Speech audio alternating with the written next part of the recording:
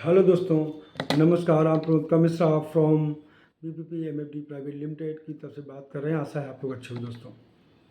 दोस्तों, हम अपने जो व्यापारी भाई हैं उनसे जब मुलाकात करते हैं तो ये कहते हैं कि वो लोन बहुत हो गया, बहुत परेशानी है, लोन चढ़ता चला जा रहा है और मैं प्रॉफिट नहीं बना पा रहा हूँ।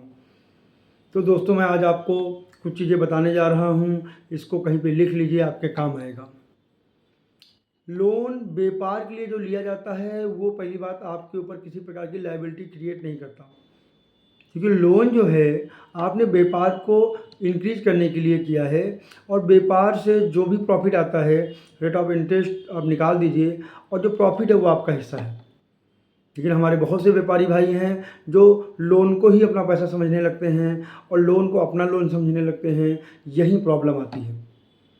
आपको समझने की ज़रूरत है कि जो लोन आपने लिया है वो व्यापार के लिए लिया है, ना कि अपने लिए लिया है। तो पहली बात ये माइंड से निकाल दीजिए कि लोन आपके ऊपर लायबिलिटी क्रिएट कर रहा है। लेकिन ये लायबिलिटी तब आपके ऊपर बन जाती है जब उस लोन को अपने पर्सनल नीड पे आप खर्च करते हो।